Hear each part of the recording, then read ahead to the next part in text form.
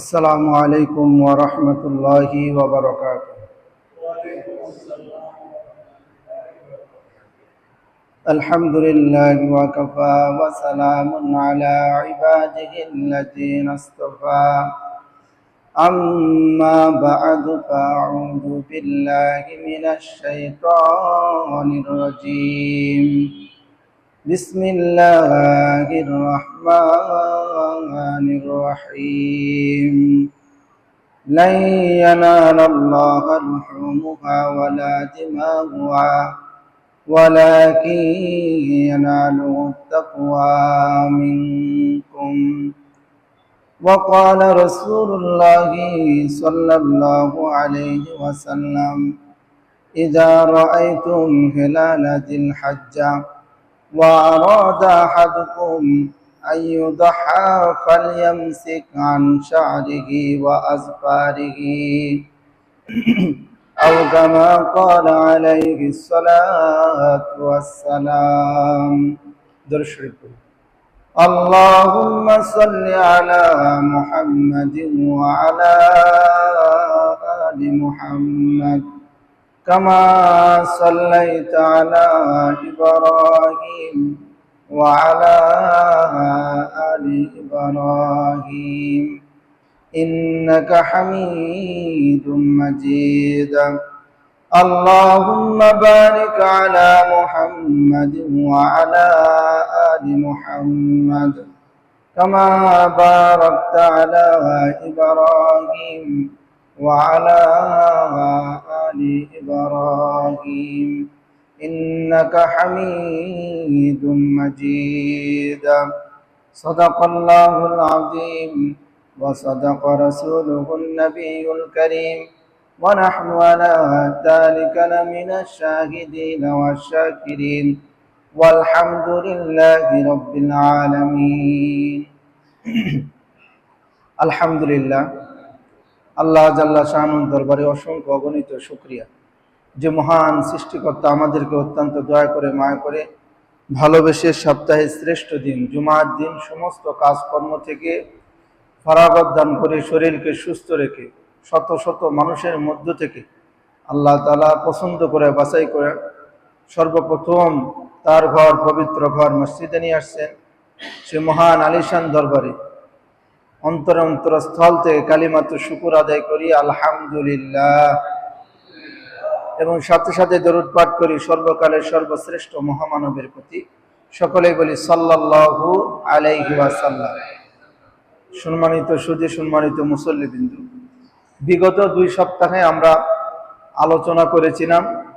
প্রথম সপ্তাহে আমরা আলোচনা করেছিলাম কুরবানির ইতিহাস সম্পর্কে, যে হযরত আদম আলাইহিস সালাতু ওয়াস সালামের 2 সন্তান হাবিল এবং কাবিল সম্পর্কে কোরআন হাদিস থেকে সবিস্তারিত আমরা আলোচনা করেছিলাম।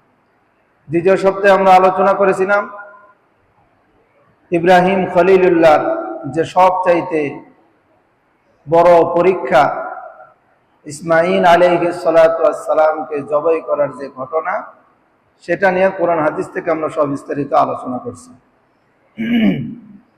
আজকে জিলকদ মাসের 26 তারিখ, সামনে জিলহজ মাস। তো জিলহজ মাসের ফজিলত সম্পর্কে এবং কুরবানির ফজিলত সম্পর্কে আজকে আলোচনা করব। শেষ জুমায় যে কুরবানির যত রকমের মাসলা মাসাইল হয়ে থাকে, যে কুরবানি ওয়াজিব থেকে নিয়ে একবারে জবাই করা চামড়া পর্যন্ত যেগুলো মাসলা মাসাইল হয়, সেগুলো মাসলা মাসাইল সম্পর্কে আমরা আলোচনা করব ইনশাআল্লাহ।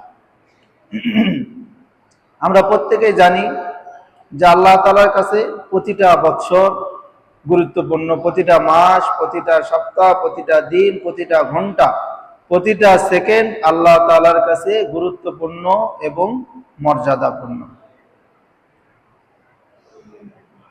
এখান থেকে আমরা বুঝতে পারি যে জিলহজ মাস আল্লাহ তাআলার কাছে অনেক মর্যাদাপূর্ণ এবং গুরুত্বপূর্ণ।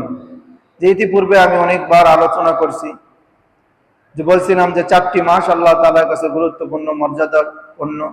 তার মধ্যে একটা হলো জিলকদ, যে মাসে আমরা অবস্থান করতেছি। 2 নম্বর বলছিলাম জিলহজ মাস, যেটা সামনে আসতেছে। সে সম্পর্কে অনেক কোরআন এবং হাদিসের আয়াত দ্বারা আপনাদেরকে বুঝাইছিলাম। যেহেতু আমাদের সময় অনেক সংক্ষিপ্ত, এর মধ্যে দুটা ফজিলতপূর্ণ বিষয়কে তুলে ধরতে হবে, মানুষ যেন ফজিলতগুলো বুঝতে পারে। এক নম্বর হলো জিলহজ মাসের ফজিলত কি, এবং 2 নম্বর কুরবানির ফজিলত কি, এ সম্পর্কে আমরা আলোচনা করব। তো প্রতিটা সময় আল্লাহ তাআলার কাছে অনেক গুরুত্বপূর্ণ। কেন? আল্লাহ তাআলা সূরাতুল আসরের মধ্যে বলেন ওয়াল আসর। আসর শব্দের অর্থ হলো সময়। আল্লাহ তাআলা সময়ের কসম খাইছেন। আল্লাহ তাআলা সময়ের কসম খাইছেন। পুরা পৃথিবীর মালিক তিনি কে? আল্লাহ। সেই সৃষ্টিকর্তা সময়কেও বানাইছেন, আসমান জমিন সব কিছু বানাইছেন, আবার সেই জিনিসটার কসম খাইছেন। বুঝতে হবে সেই জিনিসটা আল্লাহ তাআলার কাছে কতটা গুরুত্বপূর্ণ। আল্লাহ তাআলা সময়ের কসম খাইছেন। সময় তার মানে অনেক গুরুত্বপূর্ণ, অনেক গুরুত্বপূর্ণ একটা বিষয় হলো সময়। আল্লাহ তাআলা যে দেখবেন, আমরা সচরাচর যেটা দেখে থাকি, মহিলাদের কোলে যদি বাচ্চা থাকে আর যদি কোথাও কথা বলে, আর ওই কথাকে যদি গুরুত্ব দেওয়ানোর চেষ্টা করে, ওই কথাকে যদি বিশ্বাস করানোর চেষ্টা করে, সঙ্গে সঙ্গে তড়িঘড়ি করে বাচ্চার মাথায় হাত দেওয়া বলবে, এই যে বাচ্চার মাথায় হাত দেওয়া বললাম কথাটা সত্য, কথাকে ভুল বললাম। মহিলারা বেশি কি খায়? কসম খায়। কেন কসম খাইলো? কতটা সত্য বোঝানোর জন্য। আল্লাহ তাআলা কথা যে আল্লাহ তাআলা সময়ের কসম খায়া বলছেন, যে সময়টা কতটা গুরুত্বপূর্ণ। তো শরীয়তের মাসলা আছে যে কোনটা কিভাবে কসম খাইলে কসম হবে আর কিভাবে কসম খাইলে কসম হবে না, এটা একটা সব বিস্তারিত আলোচনা। যখন সময় হবে ইনশাল্লাহ একদিন বুঝাবো যে কিভাবে কসম করলে কসম হয় আর কিভাবে কসম করলে কসম হয় না। এতটুকু জিনিসটা বুঝলাম যে কসম খায় কেন? গুরুত্ব বোঝানোর জন্য। তাহলে আল্লাহ তাআলা কসম খাইছে কেন? গুরুত্ব বোঝানোর জন্য। আল্লাহ তাআলা জিলহজ মাসের ফজিলত বর্ণনা করতে গিয়া আল্লাহ তাআলা সূরাতুল ফাজরের প্রথম দিকে আল্লাহ তাআলা বলেন ওয়াল ফাজর। আল্লাহ তাআলা ফজরের কসম খাইছেন, সকালের কসম খাইছেন। এবং আল্লাহ তাআলা বলেন ওয়ালা ইয়ালিন আশ, এবং 10 রাত্রির কসম খাইছেন। তাফসিরে ইবনে কাসির, বড় কিতাব, তাফসিরের কিতাবের মধ্যে থেকে অন্যতম একটা কিতাব হলো তাফসিরে ইবনে কাসির। তাফসিরে ইবনে কাসিরের মধ্যে রইসুল মুফাসসিরিন, মুফাসসিরিনদের সবচাইতে বড় যিনি, সেটা হলো রইসুল মুফাসসিরিন হযরত আব্দুল্লাহ ইবনে আব্বাস রাদিয়াল্লাহু তাআলা আনহু বলেন, আল্লাহ তাআলা এখানে ওয়ালা ইয়ালিন আশ দ্বারা বুঝাইছেন জিলহজ মাসের প্রথম 10 দিনকে বুঝাইছেন। জিলহজ মাসের প্রথম 10 দিন। তাহলে এই আয়াত দ্বারা তো আমরা বুঝতে পারলাম যে জিলহজ মাসের প্রথম 10 দিন আল্লাহ তাআলার কাছে কতটা দামি আর কতটা গুরুত্বপূর্ণ। গুরুত্বপূর্ণ যদি না হতো, দামি যদি না হতো, তাহলে আল্লাহ তাআলা কোরআনে আয়াত অবতীর্ণ করে বলতেন না। এখান থেকে আমরা বুঝতে পারলাম যে জিলহজ মাসের প্রথম 10 দিন আল্লাহ তাআলার কাছে অনেক দামি। কাজে আমাদেরকে এই জিলহজ মাসে বেশি বেশি ইবাদত বন্দেগী করতে হবে, আল্লাহর হুকুমগুলো পালন করতে হবে, নবীর তরিকা মতো আমাদেরকে চলতে হবে, এবং গুনাহের যে সমস্ত কাজ আছে ওই গুনাহের কাজ থেকে আমাদেরকে কি থাকতে হবে? বিরত থাকতে হবে। কারণ যে মাসের ফজিলত বেশি, সে মাসে যদি মানুষ গুনাহ করে, সেই গুনাহের সাজাও কি হবে? বেশি হওয়া স্বাভাবিক না? কথা আমার বুঝছেন তো? যে মাসে আল্লাহ তাআলা উপঢৌকন বেশি দিবে, যে মাসে ইবাদত করলে সওয়াব আল্লাহ বেশি দিবে, সে মাসে গুনাহ করলে আল্লাহ তাআলা কি দিবে? সাজাও বেশি দিবে। কথা বুঝতে পারলেন? তো আল্লাহর রাসূল, আল্লাহ তাআলা তো কোরআনে আয়াত অবতীর্ণ করা জিলহজ মাসের গুরুত্ব বুঝাইছে, এবং আল্লাহর রাসূল সাল্লাল্লাহু আলাইহি ওয়াসাল্লাম হাদিসের মধ্যেও বলে আমাদেরকে গুরুত্বগুলা বুঝাই দিয়েছেন। যে হাদিস বুখারী এবং মিশকাত শরীফের মধ্যে আসছে, عن ابن عباس رضي الله تعالى عنه قال قال رسول الله صلى الله عليه وسلم ما من أيام العمل الصالح فيهن أحب إلى الله من هذه الأيام العشرة। রাসূলুল্লাহ সাল্লাল্লাহু আলাইহি ওয়াসাল্লাম হাদিসের মধ্যে বলেন, মা মিন আইয়ামিন আমালুস সালিহু ফীহিন্না হাব্বু ইলাল্লাহি মিন হাযিহিল আইয়ামিল আশরা। কোন দিনের কোন নেক আমল আল্লাহ তাআলার কাছে জিলহজ মাসের 10 তারিখ থেকে বেশি প্রিয় নয়। কোন দিনের কোন নেক আমল আল্লাহ তাআলার কাছে জিলহজ মাসের 10 দিনের চাইতে বেশি প্রিয় নয়। আল্লাহ রাসূল বলেন, সাহাবায়ে কেরামরা আল্লাহ রাসূল সাল্লাল্লাহু আলাইহি ওয়াসাল্লামকে জিজ্ঞাসা করলেন, ক্বালু ইয়া রাসূলুল্লাহ ওয়ালাল জিহাদু ফি সাবিলিল্লাহ। সাহাবায়ে কেরাম রাদিয়াল্লাহু তাআলা আনহুম রাসূলুল্লাহ সাল্লাল্লাহু আলাইহি ওয়াসাল্লামকে জিজ্ঞাসা করলেন, ইয়া রাসূলুল্লাহ ইয়া হাবিবাল্লাহ, জিলহজ মাসের 10 দিনের ইবাদত আল্লাহ তাআলার কাছে এতটা মর্যাদাপূর্ণ, এতটা দামি, এমনকি জিহাদও কি আল্লাহ তাআলার কাছে এতটা দামি নয়? রাসূলুল্লাহ সাল্লাল্লাহু আলাইহি ওয়াসাল্লাম সাহাবায়ে কেরামের প্রশ্নের প্রতি উত্তরে বললেন, ক্বালা ওয়ালাল জিহাদু ফি সাবিলিল্লাহ, এমনকি আল্লাহর রাস্তায় জিহাদ করা ওই জিলহজ মাসের 10 দিনের চাইতে বেশি প্রিয় নয়। রাসূলুল্লাহ সাল্লাল্লাহু আলাইহি ওয়াসাল্লাম বলেন, ইল্লা, রাসূল বলেন কিন্তু, ইল্লা রাজুলুন খরাজা বিনাফসিহি ওয়া মালিহি ফালাম ইয়ারজি মিন যালিকা বিশাইইন।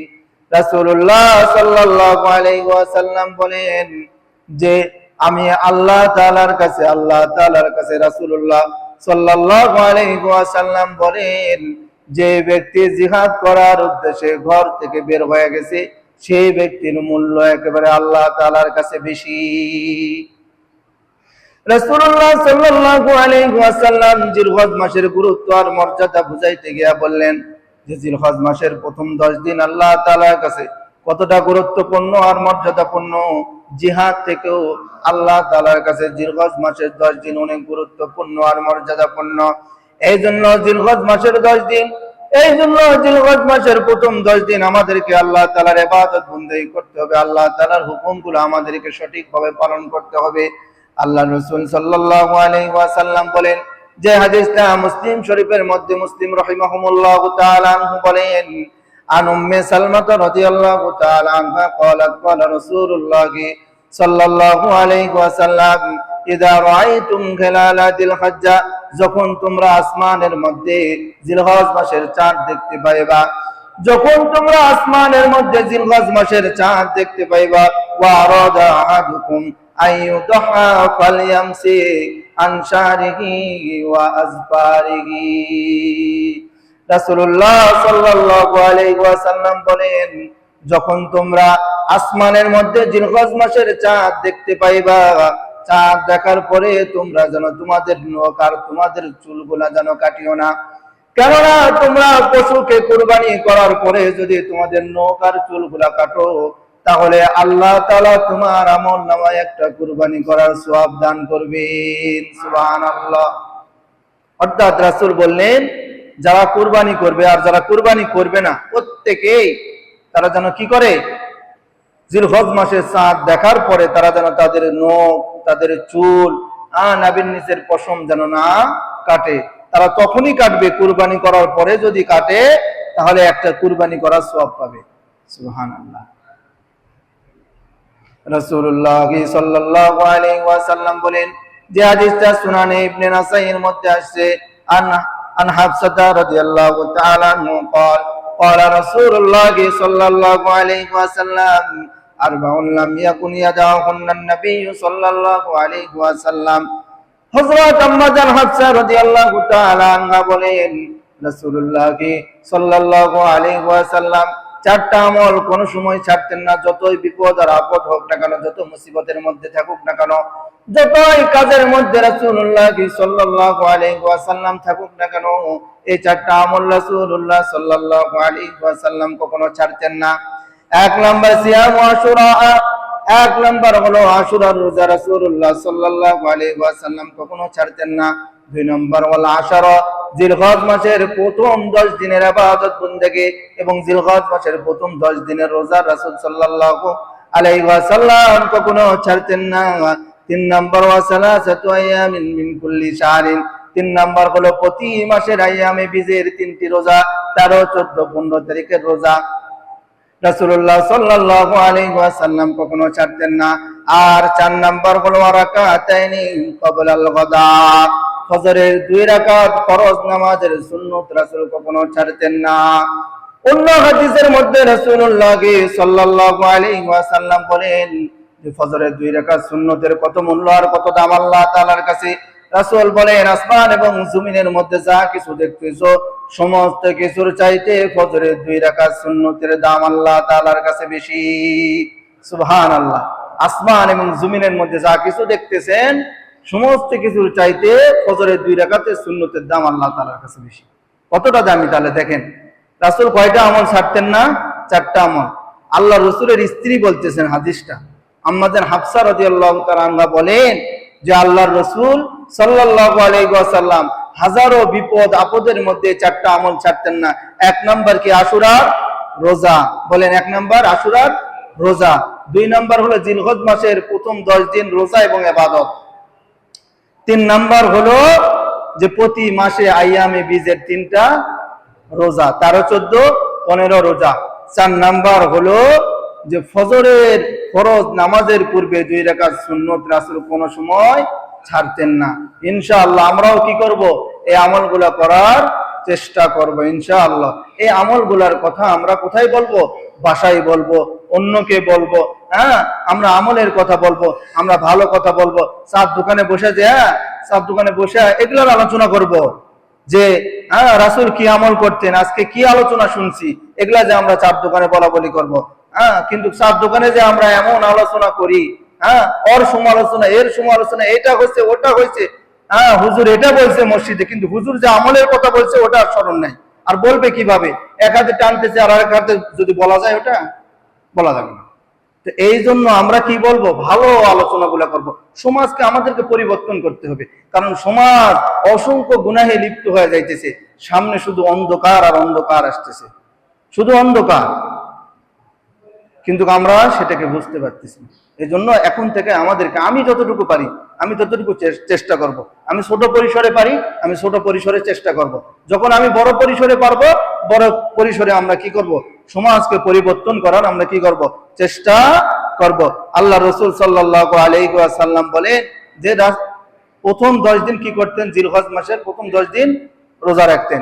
এখন যারা প্রথম 10 দিন কি করতে পারবে না, প্রথম 10 দিন যারা কি করতে পারবে না, এই রোজা রাখতে পারবে না, তাদের সম্পর্কে আল্লাহ রাসূল সাল্লাল্লাহু আলাইহি ওয়াসাল্লাম বলেন, যেটা তিরমিজি শরীফের মধ্যে হাদিস আছে, আন আবি কাতাদা রাদিয়াল্লাহু তাআলা আনহু قال قال رسول الله صلى الله عليه وسلم صيام يوم عرفة إني أحتسب على الله أن يكفر السنة التي قبله وسنة التي بعده।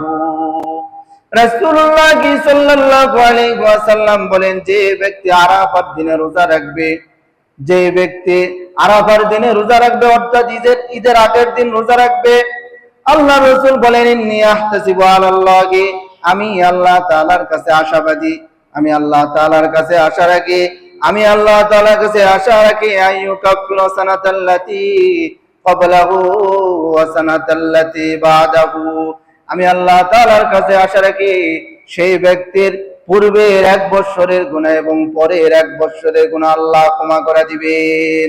সুবহানাল্লাহ। আল্লাহর রাসূল আমাদেরকে বললেন যে 10টা রোজা যদি না রাখতে পারো তাহলে আরাফার দিনে 1টা রোজা রাখবে। কয়টা রোজা? 1টা। অর্থাৎ আমাদের ঈদের আগের দিন এই 1টা রোজা যদি তুমি রাখতে পারো, 1 বছর পূর্বের গুনাহ, 1 বছর পরের গুনাহ আল্লাহ তাআলা মাফ করে দিবেন। আমি রাসূল আল্লাহর কাছে আশাবাদী। রাসূল যদি আল্লাহ তাআলার কাছে আশাবাদী হয় আর কিছু লাগে? রাসূল বলতেছে আমি আল্লাহর কাছে আশাবাদী, আমি আশা রাখি। আর আল্লাহ তাআলা রাসূলের আশা কি পূর্ণ করবে না? অবশ্যই। রাসূল বলতেছে আমি আল্লাহর কাছে আশাবাদী, যে ব্যক্তি ঈদের আগের দিন অর্থাৎ 9 তারিখে রোজা রাখবে একটা, আল্লাহ তাআলা 1 বছর পূর্বের 1 বছর পরের গুনাহ মাফ করে দিবে। সুবহানাল্লাহ। আমরা রাখবো তো ইনশাআল্লাহ। এবং আল্লাহ রাসূল সাল্লাল্লাহু আলাইহি ওয়াসাল্লাম হাদিসের মধ্যে বলেন, মা মিন আইয়ামিন আযমু ইনদাল্লাহি ওয়ালা আহাব্বু ইলাইহিল আমালু ফিহিন্না ফি হাদিহিল আইয়ামিল আশর। রাসূল বলেন, কোন দিনের কোন নেক আমল জিলহজ মাসের 10 দিনের তুলনায় অধিক প্রিয় নয়। কোন দিনের কোন নেক আমল আল্লাহ তাআলার কাছে জিলহজ মাসের প্রথম 10 দিনের তুলনায় অধিক প্রিয় নয়। এই জন্য তোমরা বেশি বেশি কি করো? আল্লাহ তাআলার হুকুমগুলা পালন করো। রাসূল বলেন, ফাআকসিরু ফীহিন্না মিনাত তাহলিলি ওয়াত তাকবীরি ওয়াত তাহমিদি। এক নাম্বার বললেন রাসূল তাহলিল, অর্থাৎ তাহলিল বলা হয় লা ইলাহা ইল্লাল্লাহু মুহাম্মাদুর রাসূলুল্লাহ সাল্লাল্লাহু আলাইহি ওয়াসাল্লাম, এক নাম্বার বললেন।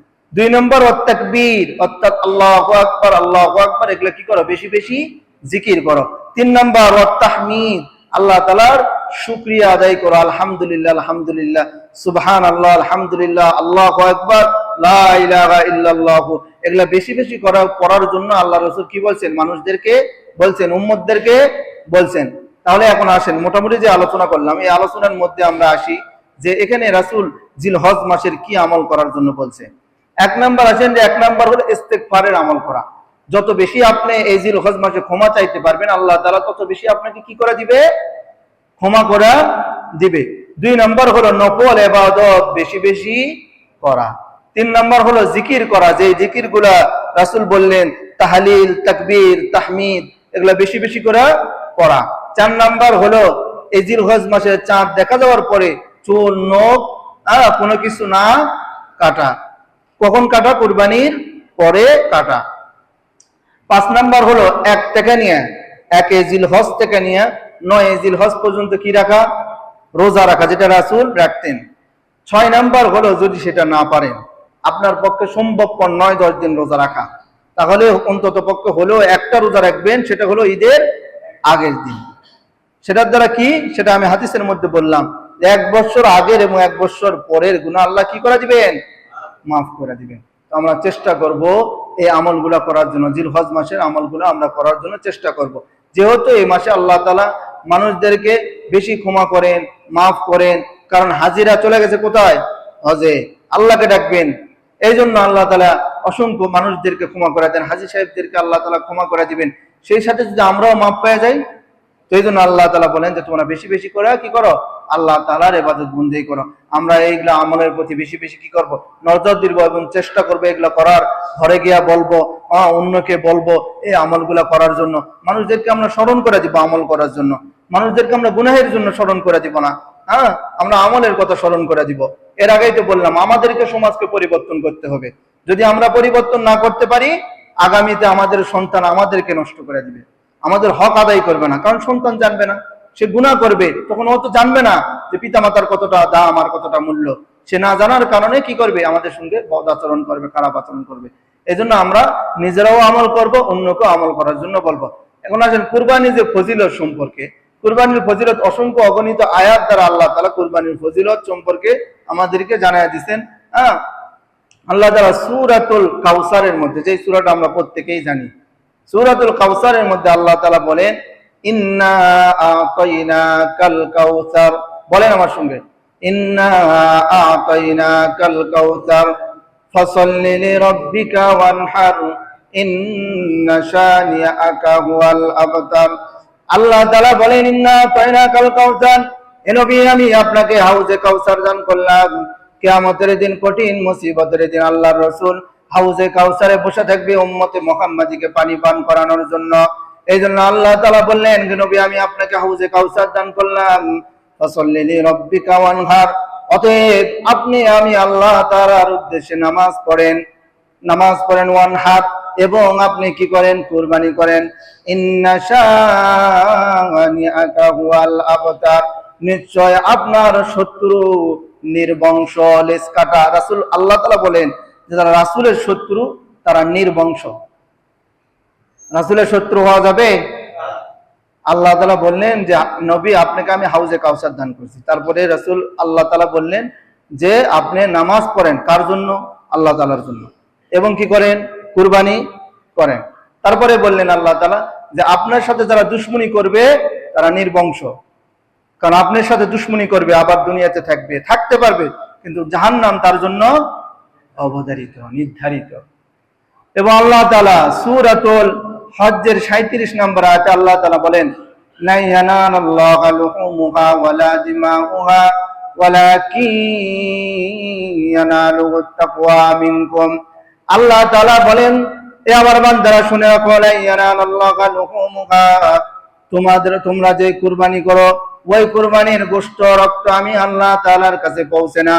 তোমরা যে কুরবানি করো ওই কুরবানির গোশত রক্ত যা কিছু আছে কোনো কিছু আমি আল্লাহ তাআলার কাছে পৌঁছে না। ওয়ালাকিন ইয়ানালুহুত তাকওয়া মিনকুম, তুমি কার জন্য কুরবানি করতেছো?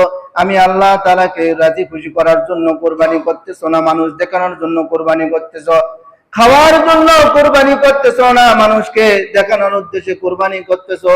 ওয়ালাকিন ইয়ানালুহুত তাকওয়া মিনকুম, আমি আল্লাহ তাআলা তোমার অন্তরের খবর জানি। কে কিভাবে কুরবানি করতেছে আল্লাহ তাআলা বলেন যে আমার কাছে কিছু আসে না, সব তোমরা ভক্ষণ করো, সব তোমরা খাও, কিন্তু তোমার অন্তরে কার জন্য কুরবানি করতেছো সেটা তোমার অন্তরে আছে। আর তোমার অন্তরের খবর কে জানে? আমি আল্লাহ তাআলা ভালোভাবে জানি। এই জন্য আমাদের অন্তরকে পরিষ্কার করব, সাথে সাথে পয়সাকে পরিষ্কার করব, মনের নিয়তকে, যে আমি আল্লাহ তাআলা কে রাজি খুশি করার জন্য কুরবানি করতেছি। বর্তমানে তাকওয়া, এই যে আল্লাহ তাআলা বলেন যারা তাকওয়াবান তাদের কুরবানি আল্লাহ তাআলা কবুল করে। বর্তমানে তাকওয়া আমাদের কিভাবে নষ্ট হচ্ছে দেখেন, যে কুরবানির ক্ষেত্রে বর্তমানে কুরবানি দেখেন ওজন করে গরু বিক্রি হয়, ওজন করে গরু বিক্রি হয়, যে ওজন করে কেউ যদি গরু কিনে তার যে কুরবানি হবে না, এই কথা আমি বলতেছি। কিন্তু ওজন যখন করতে যাচ্ছে অর্থ চিন্তা আছে, আমি 50,000 টাকাতে ভাগ দিছি, আমার ভাগে কয় কেজি গোশত পড়ার সঙ্গে সঙ্গে ক্যালকুলেটর মারা, আমার ভাগে এতটুকু পড়ে গেছে, এই গরু যদি কিনি আমার ভাগে এতটুকু পড়ছে। তো ওইটা করার কারণে তার ভিতরে যে তাকওয়া, খোদা ভীরুতা, আল্লাহকে খুশি করার জন্য সেটা হইতেছে না, সেটা সেভাবে আসতেছে না। তো এই জন্য আমরা একটু খেয়াল রাখবো আল্লাহকে খুশি করার জন্য। আল্লাহ তো খাওয়ার জন্য দিতেছে। যদি আদম আলাইহিস সালাতু ওয়াস সালামের ঘটনা যখন বলছিলাম, কুরবানির প্রথম ইতিহাস, এরকম যদি আমাদের কুরবানি হতো তাহলে কেমন হতো? তখন তো কুরবানি ছিল কি, আসমান থেকে আগুন আসা, ওই কুরবানিকে পোড়াইয়া দিত, খাওয়ার কোনো সুযোগ নাই। ওই কুরবানির নিয়মটা যদি বর্তমানে থাকতো তাহলে কি হতো? আল্লাহ তাআলা আমাদেরকে ভালোবাসে না? কত ভালোবাসে, অনেক ভালোবাসে। তোমরাই কুরবানি করো, তোমরাই সবকিছু করো। এমন কি যে শরীয়তের মাসলা হলো যদি আপনি চামড়া ভালো করে করতে পারেন, চামড়াও আপনার, কাউকে দিতে হবে না, কোনো সমস্যা নেই। তো এই জন্য আমরা আল্লাহকে রাজি খুশি করার জন্য কুরবানি করবো ইনশাআল্লাহ। আল্লাহ রাসূল সাল্লাল্লাহু আলাইহি ওয়াসাল্লাম হাদিসের মধ্যে বলেন যে মাহাদিকিল আদহিয়ু, রাসূলকে জিজ্ঞাসা করলেন ইয়া রাসূলুল্লাহ উদহিয়া কি, কুরবানি কি? আল্লাহ রাসূল বলেন ক্বালা সুন্নাতু আবিকুম ইব্রাহিম আলাইহিস সালাতু ওয়াস সালাম, ইব্রাহিম আলাইহিস সালাতু ওয়াস সালামের সুন্নাত হলো এটা, যে কুরবানি এটা ইব্রাহিম আলাইহিস সালাতু ওয়াস সালামের সুন্নাত। ক্বালু ফামা লানা ইয়া রাসূলুল্লাহ, যদি আমরা কুরবানি করি তাহলে আমাদের লাভ কি? রাসূল বলেন ক্বালা বিকুল্লি শারাতিন হাসানা, যদি তোমরা কুরবানি করো তাহলে কুরবানির পশুর প্রত্যেকটা পশমের বিনিময়ে আল্লাহ তাআলা নেকি দান করবে। সুবহানাল্লাহ, প্রতিটা পশমের বিনিময়ে আপনি নেকি পাবেন। সাহাবায়ে কেরাম জিজ্ঞাসা করলেন ক্বালু ফাসুফ ইয়া রাসূলুল্লাহ, ইয়া রাসূলুল্লাহ দুম্বা ভেড়ার তো অনেক পশম হয়, সেগুলোরও কি পাওয়া যাবে? আল্লাহ রাসূল বলেন ক্বালা বিকুল্লি শারাতিন মিনাস সুফি হাসানা, সেগুলোরও পাওয়া যাবে, সেগুলোরও প্রত্যেকটা পশমের বিনিময়ে আল্লাহ তাআলা একটা নেকি দান করবে। আল্লাহর দরবারে, আল্লাহর ভান্ডারে কোনো কিছু কম আছে? আমরা তো মানুষের কাছে একবার চাইলে দ্বিতীয়বার যদি একই মানুষ একই জনের কাছে চায়, বলে তুমি আবার আসছো আমার কাছে, একবার তো নিয়ে গেলা। আর আল্লাহ তাআলা বলে যে বান্দা তুমি যখন আমার কাছে বারবার চাও আমি খুশি হয়ে তোমাকে দিই, যত খুশি তত চাও, আর তুমি যদি না চাইলে আমি রাগ করি। মানুষ বলে চাইলে আমাকে রাগ লাগে, আর আল্লাহ বলে আমি চাইলেই খুশি হই। সুবহানাল্লাহ। এই জন্য আল্লাহ তাআলার কাছে আমরা বেশি বেশি কি করব? চাবো। এবং আল্লাহ রাসূল সাল্লাল্লাহু আলাইহি ওয়াসাল্লাম হাদিসের মধ্যে বলেন যে মা মিন আমাল ইবনে আদম মিন আমালি ইয়াউমিন নাহরি আহাব্বু ইলাল্লাহি মিন ইহরাকিদ দাম, যে কুরবানির দিনে পশুর রক্তকে প্রবাহিত করাই সবচাইতে শ্রেষ্ঠ আমল। কুরবানির দিন সবচাইতে শ্রেষ্ঠ আমল কি? যে পশুর রক্তকে কি করা? প্রবাহিত করা। আল্লাহ রাসূল বলেন ওয়া ইন্নাহু লা ইয়াতি ইয়াউমাল কিয়ামাতি বিকুরুনিহা ওয়া আশআরিহা ওয়া আসলাফিহা ওয়া ইন্না দাম্মা লা ইয়াকু মিনাল্লাহি বিমাকানিন ক্বাবলা আন ইয়াকা বিল আরদি ফায়াতিবু বিহা নাফসান। আল্লাহ রাসূল সাল্লাল্লাহু আলাইহি ওয়াসাল্লাম বলেন কিয়ামতের দিন গরুর খুর, গরুর আসবাবপত্র যা কিছু আছে সমস্ত কিছুর হিসাব দিবে, সমস্ত কিছু সেই দিন উপস্থিত করা হবে কিয়ামতের দিন। এবং আল্লাহ রাসূল সাল্লাল্লাহু আলাইহি ওয়াসাল্লাম বলেন যে তোমরা যখন পশুর গলায় ছুরি ধরা যখন জবাই করো, ওই পশুর রক্ত মাটিতে পড়ার আগে আমি আল্লাহ তাআলা তোমাদের কুরবানি কবুল করে নি। সুবহানাল্লাহ। গলা থেকে মাটি থেকে কতটুকু গলা দূরে থাকে? অল্পটুক।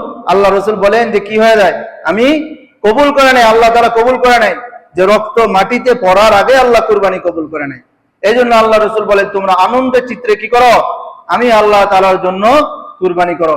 এই জন্য আমরা কুরবানির দিকে আমরা খেয়াল রাখবো, যে যেভাবে কুরবানি করলে আল্লাহ তাআলা খুশি হবে আমরা সেভাবে কুরবানি করার চেষ্টা করব। আমি ইতিপূর্বে আপনাদেরকে আগেই বললাম যে কুরবানির যেগুলো মাসলা মাসাইল আছে আগামী সপ্তাহে আমরা আলোচনা করব। তো এখানে একটা মাসলা যেটা বিশেষ করে প্রয়োজন, সেটা হলো কুরবানি কার উপর ওয়াজিব। কুরবানি কার উপর ওয়াজিব? প্রাপ্ত বয়স্ক সুস্থ মস্তিষ্কর মানুষের উপর, প্রত্যেকটা নরনারীর উপর কুরবানি ওয়াজিব। যাদের নেশাব পরিমাণ সম্পদ আছে তার উপর কুরবানি ওয়াজিব। এখন নেশাব হলো কত? নেশাব হলো এর আগে যে বলছিলাম স্বর্ণ 7.5 ভরি আর রূপা হলো 52.5 ভরি। যদি দুটা যে কোনো একটা নেশাব পরিমাণ হয় তাহলে আপনার উপর কুরবানি ওয়াজিব।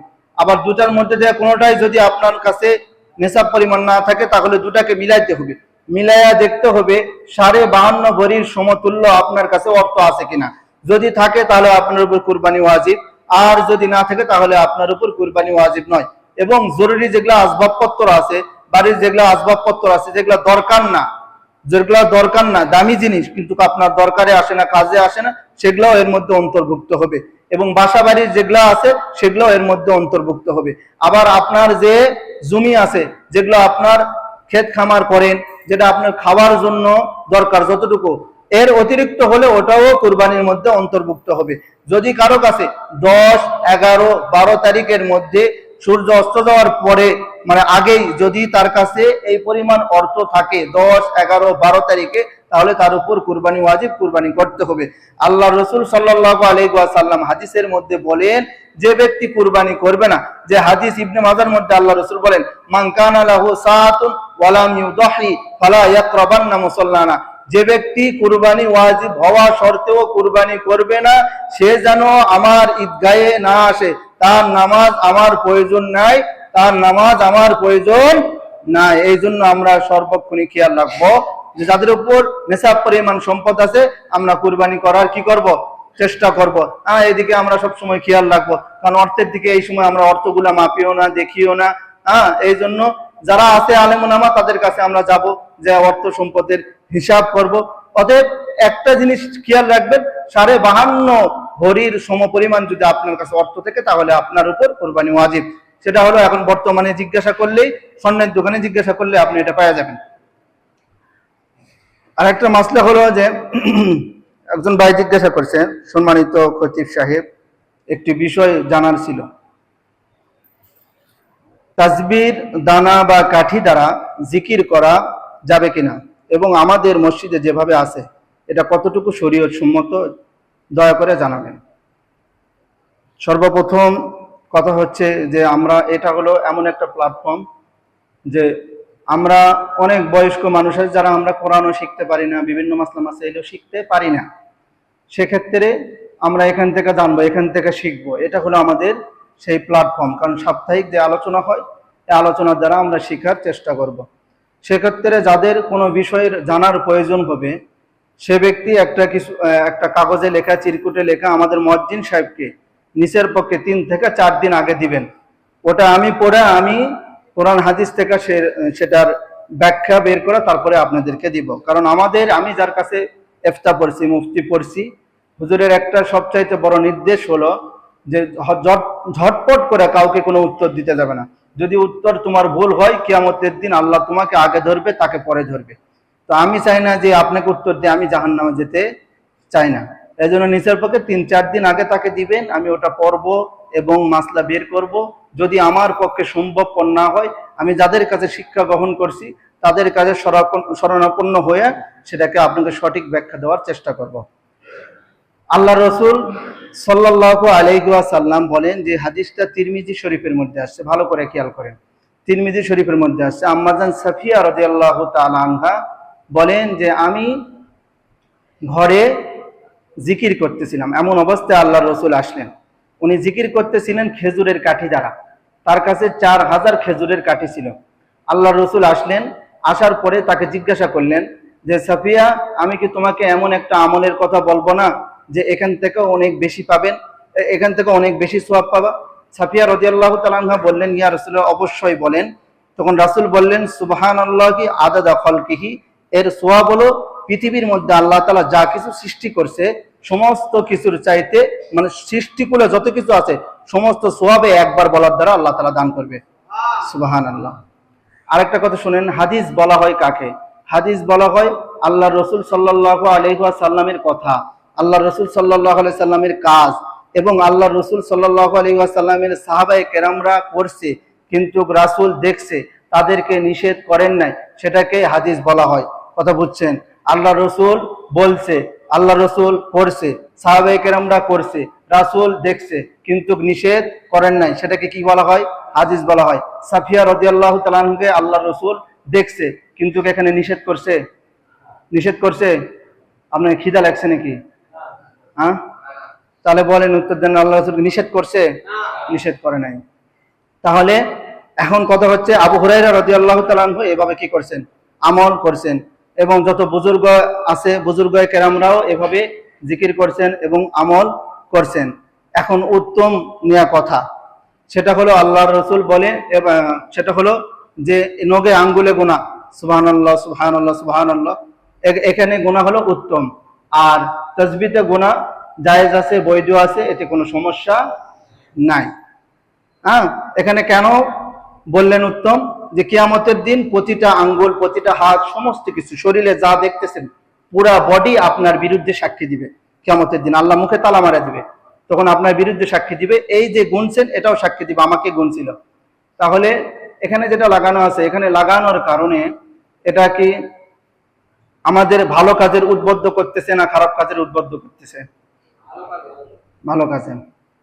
তাহলে এটার দ্বারা কোনো সমস্যা নাই। এই জন্য আমরা কোনো বিতর্কিত করব না, বিতর্কিত কোনো প্রশ্ন করব না। আমরা চাই যে পুরা বিশ্বের মুসলমান একত্রিত হোক। আমরা পুরা বিশ্বে দেখতে পাচ্ছি ইরান শুধু একা যুদ্ধ করতেছে, মুসলিম অন্যান্য কান্ট্রি তাকে সহযোগিতা করতেছে না। ইরান হরমুজ পুরানি বন্ধ করার কারণে পুরা বিশ্ব কি হয়ে গেছে? অচল হয়ে গেছে না? তো এই জন্য আমরা দোয়া করি আল্লাহ তাআলা মুসলমানদেরকে বিজয় দান করুক। তার মধ্যে আমরা দেখছি, পশ্চিমবঙ্গের মধ্যে দেখছি যে বিজেপিরা ক্ষমতায় যাওয়ার পরে, বিশ্বাস করেন ক্ষমতায় যাওয়ার পরে আপনারা দেখছেন কিনা জানি না, মুসলমানদের ঘর বাড়ি, মেয়েদেরকে ধর্ষণ সহ সমস্ত কিছু করতেছে। তারা শুধু অজর জোড়ায় কান্না করতেছে, তাদের করার মতো কিছু নেই। আর আমরা আজকে এটা নিয়ে পড়ে আছি। হায় আমাদের বিবেক, কোথায় গেল বিবেক? আমাদের ধ্যান বুদ্ধি কোথায় গেল? বিবেক কোথায়? সমাজে অসংখ্য অগণিত গুনাহের কাজ করে, কোথায়? আপনার তো কোনো প্রতিবাদ দেখি না। কত রাত বরাত গান গাইতেছে, কোথায় আপনি প্রতিবাদ করছেন? আজকে সোনার সন্তানরা মাদকে আসক্ত হয়েছে, আপনার কি কোনো প্রতিবাদ আছে? আজকে আপনার সন্তান করতেছে না, আপনার নাতিপুতিরা করবে। এই জন্য ভাই, আমরা সবাই সমাজকে পরিবর্তন করি, আমাদের সন্তানকে পরিবর্তন করি, আমরা সমাজ গঠন করি। এই জন্য আমরা কোনো বিতর্কিত দিকে যাব না, কাউকে ঢেল ছুড়বো না, কাউকে কোনো কথার দ্বারা আঘাত দিব না। যা কিছু জানার প্রয়োজন হবে বিতর্কিত প্রশ্ন ছাড়া এখানে প্রশ্ন করবেন, আমি সঠিক উত্তর দিব ইনশাআল্লাহ। চেষ্টা করবো, যদি না পারি বলছি তো যাদের কাছে শিক্ষা গ্রহণ করছি তাদের থেকে নিয়ে আপনাদেরকে বলবো। তো যা কিছু বললাম, আল্লাহ তাআলা সর্বপ্রথম আমাকে আমল করার তৌফিক দান করুক, সাথে সাথে আপনাদের প্রত্যেককে আমল করার তৌফিক দান করুক।